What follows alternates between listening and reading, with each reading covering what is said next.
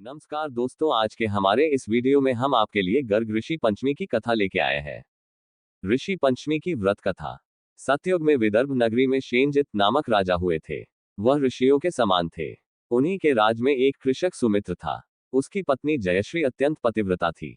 एक समय वर्षा ऋतु में जब उसकी पत्नी खेती के कामों में लगी हुई थी तो वह रजस्वला हो गई। उसको रजस्वला होने का पता लग गया, फिर भी वह घर के कामों में लगी रही। कुछ समय बाद वह दोनों स्त्री पुरुष अपनी अपनी आयु भोग कर मृत्यु को प्राप्त हुए। जयश्री तो कुतिया बनी और सुमित्र को रजस्वला स्त्री के संपर्क में आने के कारण बैल की योनि मिली, क्योंकि ऋतु दोष के अतिरिक्त इन दोनों का कोई अपराध नहीं था। इसी कारण इन दोनों को अपने पूर्व जन्म का समस्त विवरण याद रहा। वे दोनों कुतिया और बैल के रूप में उसी नगर में अपने बेटे सुचित्र के यहाँ रहने लगे।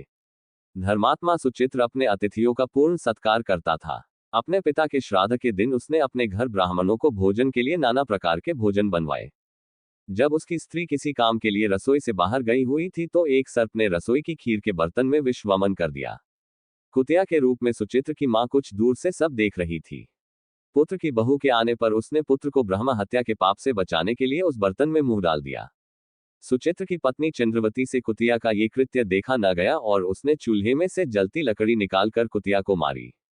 बेचारी कुतिया मार खाकर इधर उधर भागने लगी।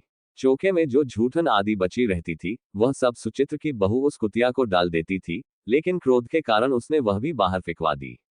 सब खाने का सामान फिकवा कर बर्तन साफ करके दोबारा खाना बनाकर ब्राह्मणों को खिलाया। रात्रि के समय भूख से व्याकुल होकर वह कुतिया बैल के रूप में रह रहे अपने पूर्व पति के पास आकर बोली, हे स्वामी, आज तो मैं भूख से मरी जा रही हूँ। वैसे तो मेरा पुत्र मुझे रोज खाने को देता था, लेकिन आज मुझे कुछ नहीं मिला। सांप के विष वाले खीर के बर्तन को अनेक ब्रह्म हत्या के भय से छूकर उनके न खाने योग्य कर दिया था। इसी कारण उसकी बहू ने मुझे मारा और खाने को कुछ भी नहीं दिया। तब वह बैल बोला, हे भद्रे, तेरे पापों के कारण तो मैं भी इस योनि में आ पड़ा हूं और आज बोझा ढोते ढोते मेरी कमर टूट गई है। आज मैं भी खेत में दिन भर हल में जुता रहा। मेरे पुत्र ने आज मुझे भी भोजन नहीं दिया और मुझे मारा भी बहुत। मुझे इस प्रकार कष्ट देकर उसने इस श्राद्ध को निष्फल कर दिया। अपने माता पिता की इन बातों को सुचित्र सुन रहा था। उसने उसी समय दोनों को भरपेट भोजन कराया और फिर उनके दुख से दुखी होकर वन की ओर चला गया। वन में जाकर ऋषियों से पूछा कि मेरे माता पिता किन कर्मों के कारण इन नीची योनियों को प्राप्त हुए हैं और अब किस प्रकार से इनको छुटकारा मिल सकता है। तब सर्वतमा ऋषि बोले, तुम इनकी मुक्ति के लिए पत्नी सहित ऋषि पंचमी का व्रत धारण करो तथा उसका फल अपने माता पिता को दो।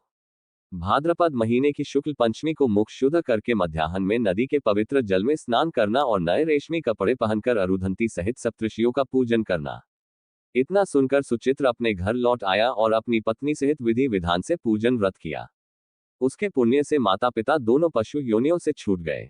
इसलिए जो महिला श्रद्धापूर्वक ऋषि पंचमी का व्रत करती है वह समस्त सांसारिक सुखों को भोगकर बैकुंठ को जाती है।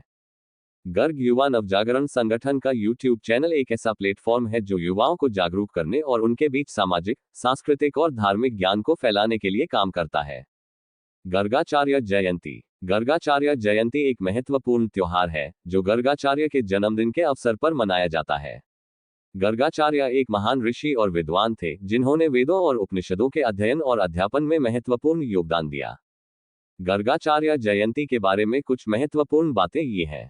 1. गर्गाचार्य का जन्म। गर्गाचार्य का जन्म भाद्रपद मास की शुक्ल पक्ष की पंचमी को हुआ था। 2. वेदों के अध्ययन। गर्गाचार्य ने वेदों के अध्ययन और अध्यापन में महत्वपूर्ण योगदान दिया।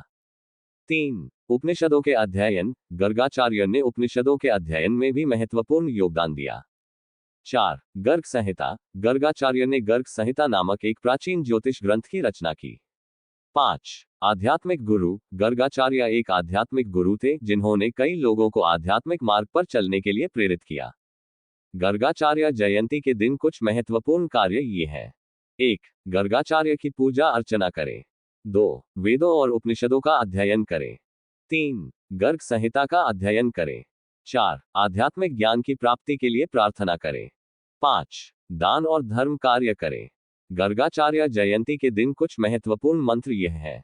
1. ओम गर्गाचार्याय नमः। 2. ओम वेद ऋषिभ्यो नमः।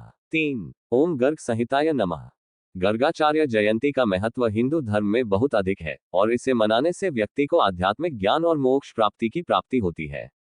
इस चैनल पर आप निम्नलिखित प्रकार के वीडियोज देख सकते हैं। 1. धार्मिक कथाएं और पौराणिक कहानियां। 2. सामाजिक और सांस्कृतिक विषयों पर चर्चा। 3. युवाओं के लिए प्रेरणादायक वीडियोज।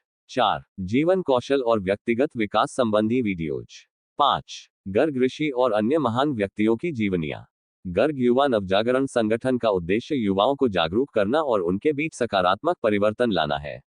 यदि आप भी इस उद्देश्य से जुड़ना चाहते हैं तो आप इस चैनल को सब्सक्राइब कर सकते हैं और अपने दोस्तों के साथ साझा कर सकते हैं।